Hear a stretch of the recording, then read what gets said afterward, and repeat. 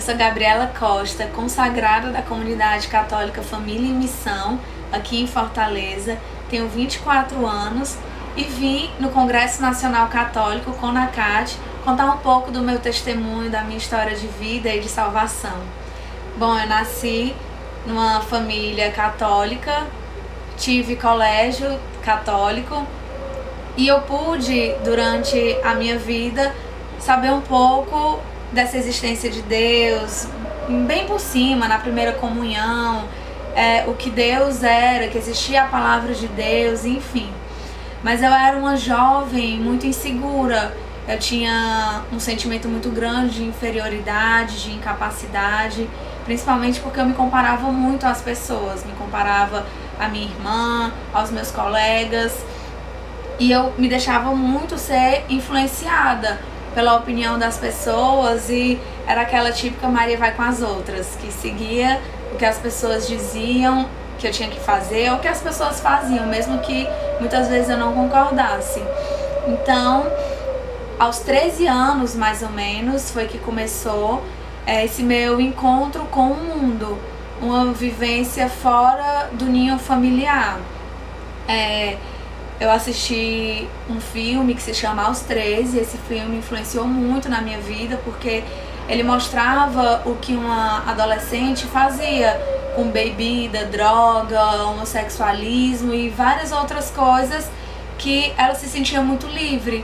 Então eu parei e me questionei, poxa, já tá no tempo de eu viver tudo isso. Então eu comecei a ficar mais aberta a esses acontecimentos. Eu lembro que no colégio as minhas amigas me chamaram a ter uma experiência com a bebida. Eu fui para casa de uma delas dormir. Então a gente começou a pegar uma vodka com uma suquita. Começamos a misturar. Quando a gente viu no final da noite a gente já estava muito bêbada. E foi a minha primeira experiência. E como jovem a gente não se contenta com aquilo que a gente tem, né? Então eu comecei a deixar com que essas experiências em cada saída que eu fazia, que elas viessem cada vez mais fazer parte da minha rotina. Então todo final de semana que eu ia para uma festa, já com 13 anos, 14, 15, eu tinha que beber, eu tinha que estar inserida, eu me sentia de uma forma antes da bebida, me sentia um pouco tímida, com vergonha de fazer as coisas. E quando eu bebia, eu ficava mais livre. Eu tinha mais vontade de fazer as coisas, eu não me sentia tão incapaz. Então eu comecei a levar a bebida como uma opção de viver. E não parou por aí, foi me apresentado também as drogas. E eu comecei com desodorante, aerosol. E eu comecei então com as minhas amigas também a experimentar e ficava bem doida nos momentos que eu cheirava. E foi me apresentado nas festas então o lança-perfume. E eu ficava misturando quando eu ia para casa das amigas, quando eu ia para festa, então isso começou a fazer parte da minha rotina. Eu era muito ligada também à questão de magia, a questão do Harry Potter, gostava muito, eu era uma fã número 0 do Harry Potter. Então a magia pra mim era algo muito bom, muito prazeroso também de se ver, de conhecer. Eu tinha muitos pensamentos também nessa linha esotérica de gnomo, bruxas. Gostava muito, frequentava as lojas que vendia essas coisas. Lia muito horóscopo, pra mim, assim, o horóscopo ele me dava respostas. Eu tinha muito essa questão de ser, de viver aquilo que o horóscopo me trazia. Eu seguia a linha que ele me trazia uma confiança, uma paz muito grande. E os meus pais, eles já eram separados na época, então eu nunca tive uma raiz estruturada na família. Então eu via sempre meus pais brigando, discutindo e eu não acreditava no amor, isso era claro pra mim. Porém, eu vivia um conflito interior muito grande, porque eu paquerava com vários meninos. vamos supor que eu ia pra uma festa, eu paquerava com uns 20 meninos. E tinha no colégio mais paqueras, então eu vivia muito em função dos meus paqueras, pra onde eles iam, o que eles pensavam, o que eles faziam. Eu gostava muito de me envolver com isso, apesar de não me envolver com eles, porque muitos deles nem sabiam que eu paquerava com eles. E quando algum deles demonstrava um interesse por mim, eu ficava assustada, eu queria me distanciar, eu ficava com nojo, eu criava abuso, porque eu não sabia o que era o amor. Então eu fugia dessas situações. E eu era uma pessoa muito melancólica, eu gostava muito de procurar o sofrimento. Então eu chorava muito, eu escutava músicas melancólicas, músicas que me traziam pra fora essa tristeza que já estava guardada em mim. Eu procurava situações também de quando eu estava com raiva, quando eu era reposicionada, quando eu me sentia injustiçada, ou quando eu cometia algum erro com alguém, eu procurava me cortar. Então eu tinha muito disso, de criar feridas em mim. Pegava ali um materialzinho e começava a me cortar bem lentamente. E pra mim aquele corte, ele gerava prazer ao mesmo tempo que gerava sofrimento. E ficava ali a cicatriz e eu achava isso muito legal. Tem também que eu tinha uma personalidade muito mentirosa. Eu gostava de fugir das situações através da mentira. E apesar de muitas vezes não precisar mentir, eu usava a mentira como artifício de saída, ou até mesmo para inventar em fofocas e intrigas nas situações. Com os meus pais, eu já era uma criança bem mais rebelde, né? Deu pra perceber que com tudo isso que eu falei, eu já era bem rebelde. Com os meus pais eu era bem mais rebelde, né? Eu não admitia que minha mãe viesse brigar comigo. Quando minha mãe vinha me falar alguma coisa, eu ficava indignada com ela, eu gritava. Se ela me batesse, eu revidava, falava palavrão, mentia pra minha mãe, pro meu pai, enfim. Não aceitava que eles me dessem uma educação, um reposicionamento. E assim eu fui levando a minha vida, né? Dos 13 até mais ou menos os 17 anos. Passei por várias situações. Eu tinha um complexo comigo mesma, eu não me amava. Então, eu tinha um complexo com o meu corpo, eu queria fazer lipoaspiração, queria fazer lipo na minha bochecha porque ela era muito grande, eu queria ajeitar coisas do meu corpo que eu não gostava, que eu não estava me sentindo bem, eu queria fazer lipo na barriga porque eu tinha que ser bonitona. Então, assim, eu não me aceitava. E por muitas vezes eu gostava muito de comer e por muitas vezes eu vomitava. Então eu comia e dizia, poxa, esse alimento vai me tornar uma gorda, uma obesa, mais do que eu já tô. Ia lá no banheiro e vomitava. Às vezes eu fingia que estava tomando banho, mas na verdade eu estava o tempo todo vomitando. Então isso tudo ia gerando dentro de mim uma angústia muito grande e eu chorava muito, muito. Sempre chorava muito escondida, chorava nos cantos. Depois que eu ficava super, hiper, mega bêbada, eu morria de chorar. Então isso pra mim era a minha vida, era a minha felicidade, era o que eu tinha. E Deus, em toda essa história, pra mim, estava lá no céu.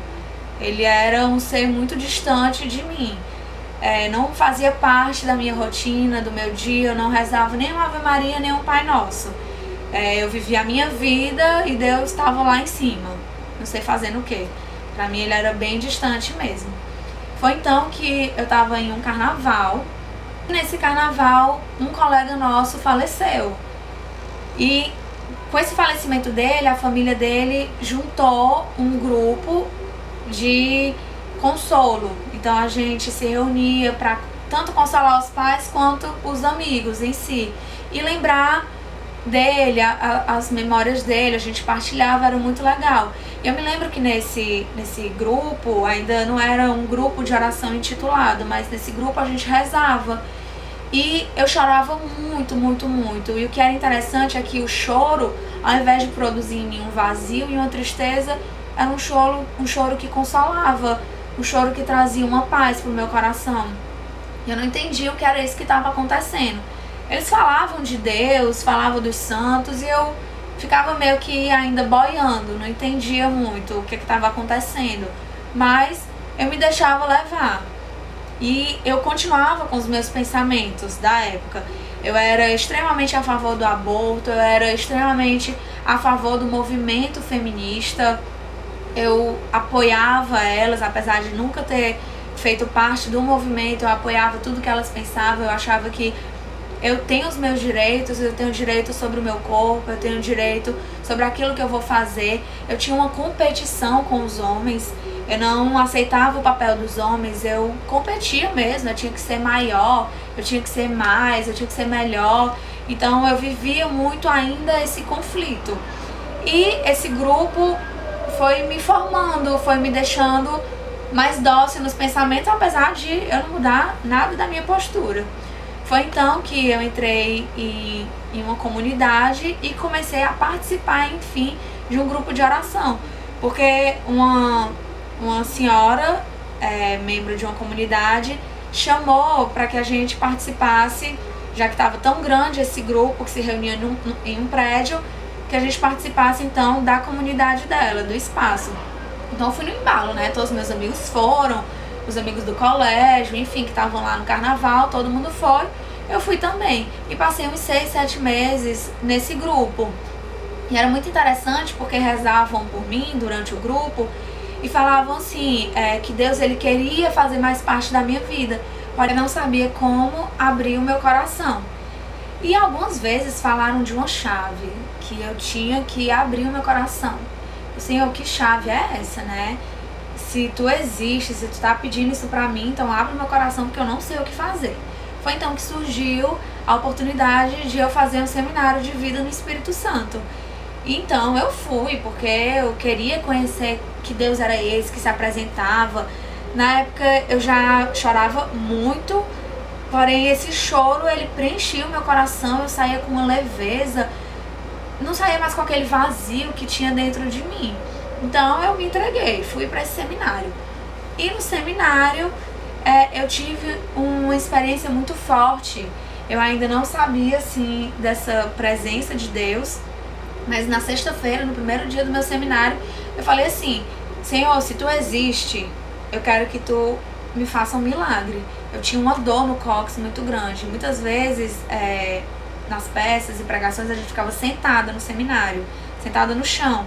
Então doía muito o meu cóccix, eu tinha uma dor muito forte. E eu falei: Senhor, se tu existe, faz um milagre de amanhã, no sábado, eu não amanhecer mais com essa dor no cóccix, para que eu viva bem o seminário. E dito e feito, no sábado eu não senti a mínima dor. Então eu fiquei encantada, existe, gente, ele existe. Eu saí dizendo no seminário, ele existe, Deus existe, muito encantada. E quando eu fui, então, quando eu recebi a oração do batismo no Espírito Santo, a pessoa que rezou por mim, diferente daquelas pessoas que rezou por mim durante os grupos de oração, ela falou: Deus hoje abre o seu coração e ele te dá uma chave. E ali eu vivi uma experiência muito grande com o amor de Deus, uma experiência que eu nunca tinha recebido, nunca tinha experimentado esse amor tão forte de alguém, esse amor tão puro, tão sincero. Então eu vi ali que o amor existia, que o amor era real, e fui me sentindo extremamente completa. Então, depois do meu seminário, eu pensava que tudo ia mudar. Eu saí nas mil maravilhas, enfim, nas nuvens, mas na verdade não. Eu continuei aceitando os convites das minhas amigas, eu continuei indo pra festa, mas o interessante era que a primeira vez que eu bebi, eu costumo dizer que eu fiquei trêbada, que eu bebi muito na casa da minha amiga, numa brincadeira que a gente estava fazendo, e você tinha que virar cada vez que você errava. E eu fui errando, bebendo, quando eu vi eu tava trilouca. E nesse momento eu caí em mim e disse: eu não quero isso pra minha vida. Diante do que eu tinha vivido naquele final de semana, do que tinha me preenchido, aquilo que eu estava fazendo, aquela situação de eu estar bêbada não estava me preenchendo. E eu comecei ali a clamar o Espírito Santo. O Espírito Santo vem Espírito Santo, me tira disso. E minhas amigas: meu Deus, ela tá ficando louca. Depois desse seminário que ela fez, ela tá querendo virar uma beata, para com isso. E a partir dali eu decidi que eu não ia mais beber, não ia mais botar um gole de álcool na minha boca. E era engraçado que eu não fui convencida por ninguém de nada, de deixar as coisas, de não fazer. Era o próprio Espírito Santo que ia me convencendo. Então eu fui para uma festa, gostava muito de festa. Eu fui para uma festa e o interessante é que quando eu entrei na festa foi diferente. Eu pisei no lugar e já senti um clima diferente. A música rasgava o meu ouvido, uma música de esfrega, de desce até o chão, de não sei o que. Eu comecei a dizer assim, meu Deus, que desvalorização de mim.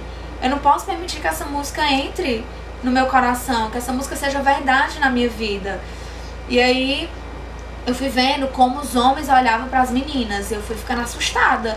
Eles engolindo elas com o olhar e eu ficava, gente, eles estão olhando para mim desse jeito também. A roupa com que a gente se vestia, saias curtas, decote, isso foi me incomodando muito e eu percebi que aquele não era o meu lugar. Eu não era chamada a viver aquilo, porque a minha dignidade não se encontrava ali. Ali eu perdia a minha dignidade. Então eu saí da festa, saí e não queria mais isso pra minha vida. E aos poucos eu fui parando de viver tudo isso. Eu fui vendo que ao me relacionar com os homens eu não estava me valorizando, eu não estava permitindo me conhecer e deixar que eles me conhecessem. Era o corpo pelo corpo, o prazer pelo prazer.